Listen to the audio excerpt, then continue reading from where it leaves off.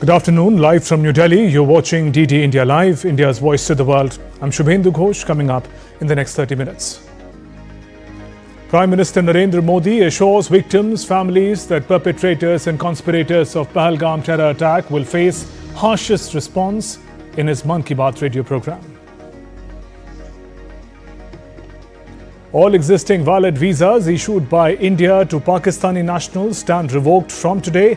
Medical visas valid only till 29th April. NIA takes over Pahalgam attack probe. Multiple deaths reported after vehicle ramps into crowd at Vancouver Street Festival in Canada. Driver taken into custody. Prime Minister Carney says monitoring the situation closely.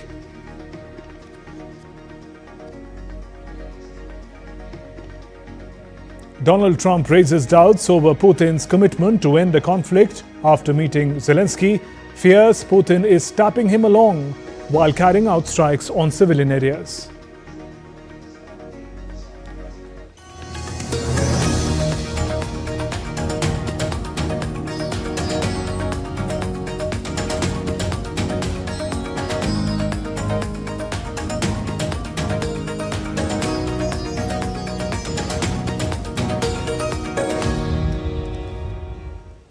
Opening with a strong condemnation of the recent terror attack in Pahalgam, Jammu and Kashmir, Prime Minister Narendra Modi has called it a cowardly act by those disturbed by the peace returning to the valley.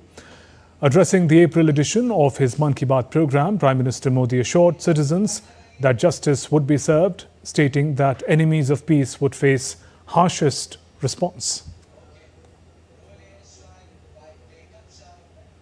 आका चाहते हैं कश्मीर फिर से तबाह हो जाए और इसलिए इतनी बड़ी साजिश को अंजाम दिया। आतंकवाद के खिलाफ इस युद्ध में देश की एकता, 140 करोड़ भारतीयों की एकजुटता हमारी सबसे बड़ी ताकत है। यही एकता आतंकवाद के खिलाफ हमारी निर्णायक लड़ाई का आधार है।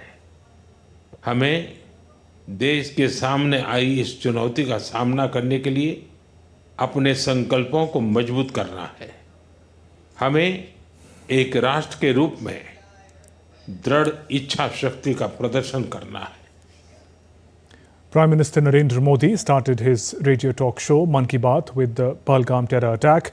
He assured the nation that killings of innocent people would be avenged. DD India correspondent Vishal Baristo gets us more from the ground. I'm here in Jawannagar area of Srinagar and people are hearing Prime Minister's Mann Ki Baat. Prime Minister mentioned about the Pahalgam attack and how when Kashmir was on its way to success and development, everything looked all right. This gruesome incident has shamed humanity and also shook the people and the spirit of Kashmir. What do you have to say about the Prime Minister's Mann Ki Baat? The message that Prime Minister Narendra Modi sir has given to the nation, and it's a strong message to the terrorism, that terrorism in any form cannot be accepted anywhere in India, including Jammu and Kashmir.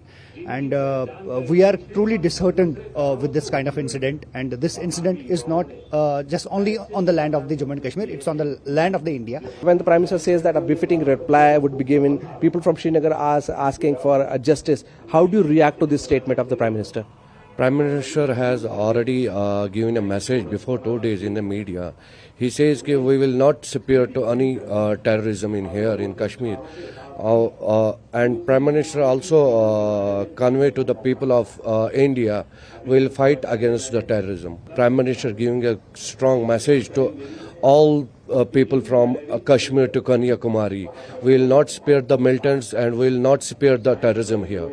Now, when we talk about the economy, the peace in the valley, in the state of Kashmir, and Prime Minister also giving starting his Mann Ki Baat with the Pahalgam attack. So, how do you react to it?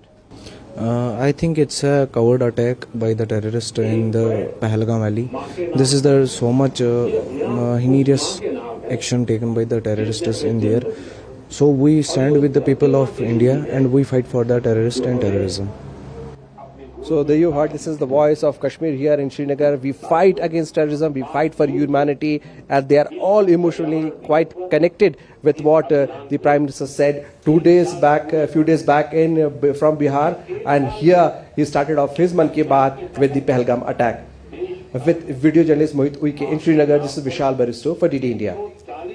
Meanwhile, all existing valid visas issued by India to Pakistani nationals stand revoked from today. The move comes in the wake of the terror attack in Jammu and Kashmir's Pahalgam that claimed 26 lives and left several injured. In total, 219 Pakistani nationals and 392 Indian nationals have crossed the Atari-Wagah border by Friday evening. India has revoked all existing visas issued to Pakistanis except long-term visas, diplomatic and official visas, with effect from Sunday. All medical visas issued to Pakistani nationals will be valid only till 29th of this month, and no new visas will be issued in the revoked categories. The National Investigation Agency, NIA, has begun the process of formally taking over the Pahalgam terror attack case following orders from the Ministry of Home Affairs. NIA teams, which have been camping at the terror attack site since Wednesday, have intensified the search for evidence. The teams, overseen by an IG, a DIG and an SP from Anti-Terror Agency, are examining the eyewitnesses who had seen the horrifying attack unfold before their eyes at the peaceful and picturesque Prasar Valley. The eyewitnesses are being questioned in minute details to piece together the sequence of events that led to one of the worst terror attacks in Kashmir. The entry and exit points are being closely scrutinized by the investigating NIA teams for clues to the modus operandi of the terrorist. The teams, aided by forensic and other experts, are checking the entire area thoroughly for evidence to expose the terror conspiracy that led to the horrendous attack that has shook the nation. Security forces have intensified their operations across Jammu and Kashmir. Police is working closely with the Army, CRPF and other agencies carrying out widespread search and cordon operations to dismantle terror networks. On Sunday, house of Lashkar-e-Taiba terrorist Farooq Ahmed Tidwa was blasted in Kupwara district of North Kashmir. Farooq is currently in Pakistan, involved in working with Pakistan Army to kill innocent civilians in Kashmir. Further, in Tral, security forces demolished house of Amir Nazir Wani, an active Jaish-e-Mohammed member. Amir, who had joined the terrorist ranks about a year ago, was identified as an active threat in the region. While in Shopian, two-storied residential house of active terrorist Adnan Shafidar, affiliated with the TRF outfit, was also destroyed. In Pulwama too, house belonging to another active terrorist, Amir Nazir, was destroyed in Dharamdora. Now, in a significant development, intelligence agencies have compiled a list of 14 local terrorists actively operating in the Union Territory. According to sources, these individuals aged between 20 to 40 years are actively aiding foreign terrorists from Pakistan by providing logistical and ground-level support. The identified operatives are reportedly affiliated with three major Pakistan-backed terror outfits: Hizbul Mujahideen, Lashkar-e-Taiba or LET, Jaish-e-Mohammed or JEM. Among them, 3 are associated with Hizbul Mujahideen, 8 with LET and 3 with JEM. The agencies are engaged in finding links of these 14 terrorists with the 5 terrorists who attacked the tourist on April 22nd. Meanwhile, Pakistan Army troops violated ceasefire again along the line of control in Kashmir for the third consecutive day on Sunday. According to Indian Army, on the intervening night of April 26th and 27th, unprovoked small arms fire across the line of control in areas opposite Tutmari Gully and Rampur sectors. The Indian Army responded effectively with appropriate small arms fire. A 45-year-old man who was shot at by unknown gunman at his residence in Kandi Khas area of North Kashmir's Kupwara on Saturday has succumbed to his injuries at the hospital. Police has taken cognizance of the incident and initiated investigation to ascertain the circumstances surrounding the firing. Further details are awaited. Indian Army stands combat ready, credible and future ready in safeguarding the nation's maritime interest anytime, anywhere and anyhow. Naval ships undertook successful multiple anti-ship firing to revalidate and demonstrate readiness of platforms, systems and crew for long-range precision offensive strike.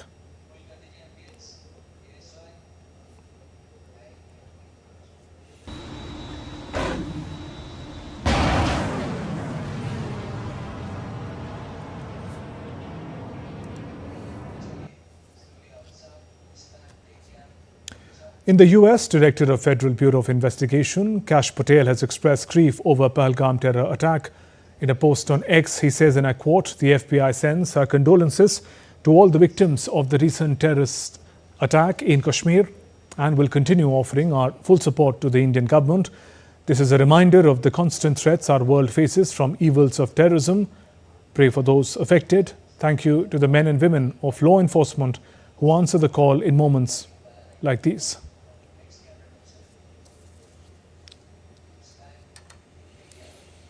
Members of South Africa's Indian diaspora have also come together in a show of solidarity, holding a special event in response to the deadly attack in Kashmir earlier this week. DD India correspondent Nazneen Ismail gets us more. Indian diaspora, together with South African Indians, gathered here at the Consulate General of India in Johannesburg to honor the victims of the recent Kashmir attack. The gathering was a moment of silence, reflection, and unity. On behalf of the government and people of India, we extend our heartfelt gratitude to all the distinguished guests, members of the Indian diaspora and friends of India who have joined us here today in a show of solidarity during this difficult time.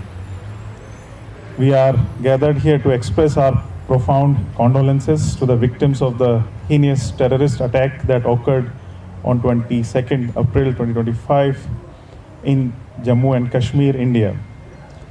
Our thoughts and prayers are with the families who lost their loved ones, and we pray for the swift and full recovery of those who were injured. Attendees came to pay their respects, gently placing flowers and lighting candles in front of photographs of the victims, a quiet, heartfelt tribute to lives lost too soon.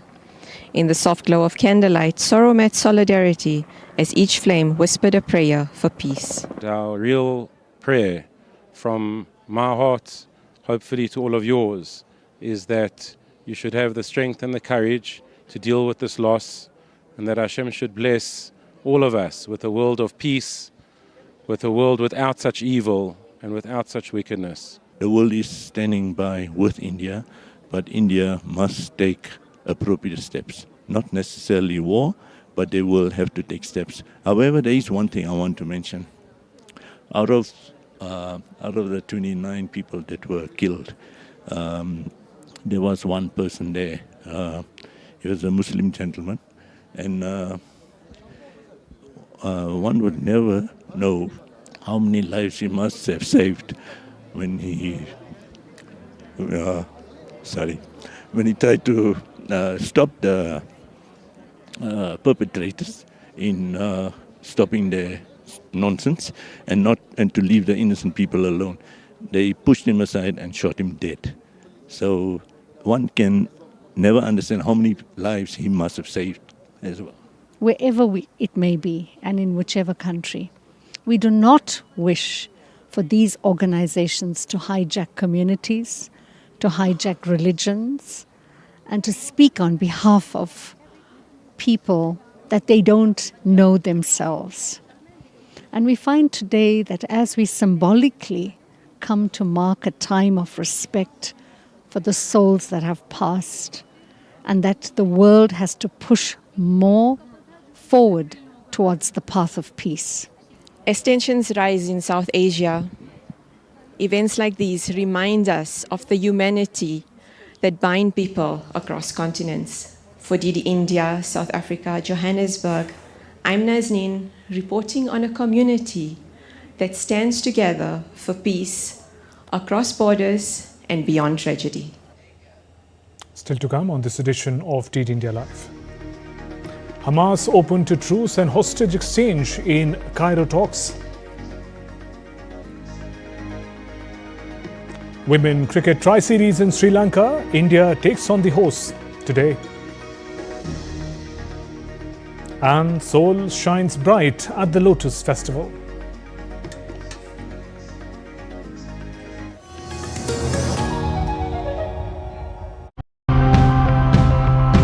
We explore various ways in which the delicate balance between urban development and environmental responsibility can be found. We should have a target today that a minimal certain percentage of land must protected as for agricultural and horticultural purposes. Our urban agriculture programs are designed to tackle food security and meet the nutritional needs of the poorest. In future, caves will become more attractive as they have a direct impact on the fight against climate change. The government is going to implement a scrapping policy designed to take all polluting vehicles off the road to reduce India's carbon footprint. So we are converting existing petrol motorcycles and scooters into electric ones.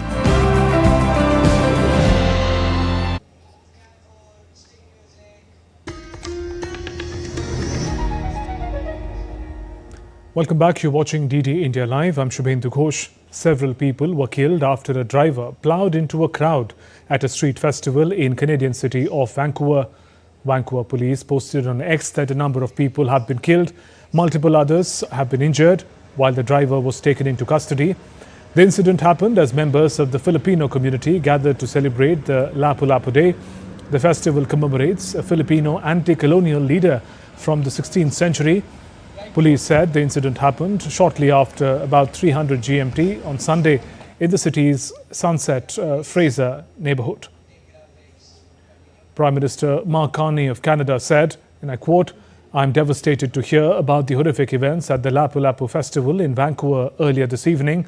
I offer my deepest condolences to the loved ones of those killed and injured, to the Filipino-Canadian community and to everyone in Vancouver.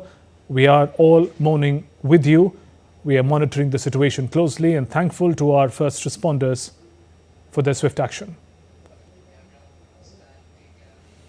Updates now from the Russia-Ukraine conflict. American President Donald Trump and Ukrainian leader Volodymyr Zelensky met privately at the Vatican during Pope Francis's funeral to discuss ways to revive stalled efforts and end the conflict.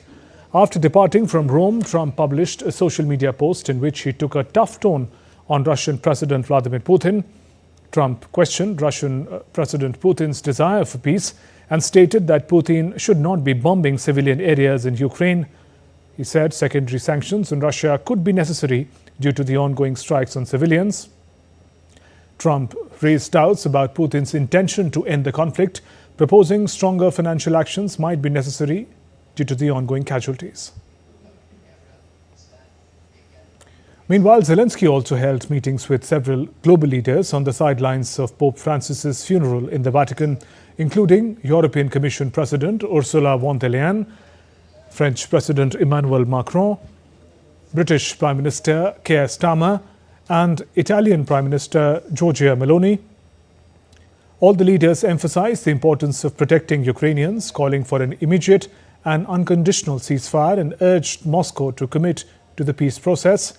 Von der Leyen also stated that a 17th EU sanction package targeting key sectors of Russia's economy was discussed. In other developments, death toll has risen to 25 in a massive explosion and fire at Iran's largest port, Shahid Rajeh, near the Strait of Hormuz. The fatal incident has also left some 800 people injured.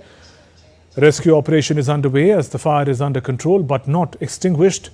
Footage shows rescuers carrying injured individuals on stretchers and firefighting plane dumping water to combat blaze. The cause is unclear, but officials suspect fire at a chemical storage depot may have triggered the blast. The port, a major hub for container shipping, suffered significant damage, with debris and flames widespread. Schools and offices in the nearby Bandar Abbas were closed to aid the response efforts. Iran's President Masoud Pezeshkian has ordered an investigation into the port explosion, expressing sympathy for the victims. The incident drew condolences from the United Arab Emirates, Saudi Arabia, who expressed solidarity with Iran. Hamas has signaled its openness to comprehensive agreement to end the ongoing Israel-Hamas conflict. A senior Hamas official revealed on Saturday that the group is prepared to offer a prisoner exchange and accept 5-year truce. The discussions were held with Egyptian mediators in Cairo, marking a potential breakthrough in the 18-month-long conflict despite continuing airstrikes. Hamas insists that any truce must guarantee a permanent cessation of hostilities. Meanwhile, the group rejected an earlier Israeli ceasefire offer, calling it insufficient. The phrase "Vienna is different" will be put to test once more on Sunday when the people of Vienna cast their ballots to choose the new mayor. The far-right Freedom Party, that won national elections for the first time last year, is predicted to be defeated by Social Democrats, who have held the office continuously since 1945. The far-right Freedom Party is predicted to gain over 22%, up from 7% 5 years ago, when it was struck by a corruption scandal, while the Social Democrats are predicted to gain nearly 39%, which could be their worst performance ever. Social Democrats have advocated for lowering the citizenship requirements in order to give more individuals the ability to vote, but Freedom Party has been advocating for a safe and fair Vienna, claiming the city is squandering funds on aiding integration of Afghan, Syrian and other asylum seekers. Let's now turn to sports with the Women's One-Day International World Cup just about 5 months away. India's road to glory kicks off in Sri Lanka with the tri-series against the hosts and South Africa. India takes on host Sri Lanka in the first one-day international in Colombo. India have won the toss and decided to bowl first. The game got reduced to 39 overs aside due to rain delay. For India, Kashvi Gautam and Sri Charani are making their ODI debut. And in men's cricket, in IPL, the day's opening match will feature Mumbai Indians taking on Lucknow Super Giants on Sunday in an important middle-of-the-table clash at the Wankhede Stadium. Ahead of the match, Lucknow Super Giants hinted on social media that Mayank Yadav could make a comeback against Mumbai Indians on Sunday. Mumbai started their campaign slowly, losing 4 out of their first 5 matches, but have since won 4 consecutive games. On the other hand, Lucknow has lost 2 of their last 3 games, although they managed to win 3 in a row after a rough beginning. Both teams are in middle of the points table with 5 points each from 9 games. In the second match, Delhi Capitals will take on Royal Challengers Bangalore at their home ground, the Arun Jaitley Stadium. Delhi, having lost only 2 of their 8 games, will aim for another win to move closer to the playoff qualification. Meanwhile, Bangalore, currently ranked 3rd in the points table, will look to secure 2 more points to strengthen their place in the top 4. In other sporting action, World Championship medalist Lakshya Sen and double Olympic medalist PV Sindhu will lead India's challenge at the Sudhir Man Cup in Xiamen City of China. India also has HS Pranoy and Anupama Upadhyay to fall back on in men's and women's singles respectively. India will compete without their premier doubles pair, Satvik Sairaj Ranika Reddy, Chirag Shetty in men's doubles. In their absence, the onus will be on in-form mixed doubles duo of Tanisha Crasto and Dhruv Kapila to step up and deliver the results. India will open their campaign against Denmark on Sunday. A total of 16 teams have been divided into 4 groups of 4 teams each. Each team will play 3 ties apiece in the group stage. Top 2 teams from each group will advance to the quarterfinals. Thousands of monks and participants paraded with colourful lanterns through the streets of Seoul. Lotus Lantern Festival was held ahead of Buddha's birthday, with cheering crowds lining the streets.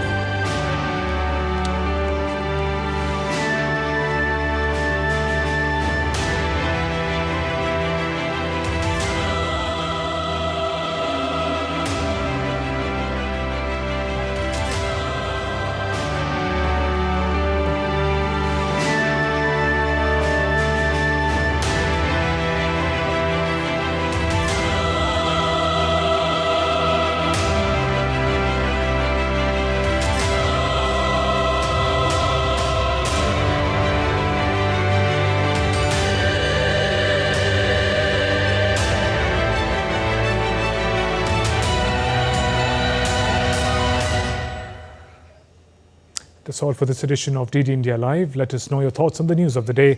For those on the go, you can get all the latest news and updates from India and across the world on DD India mobile app.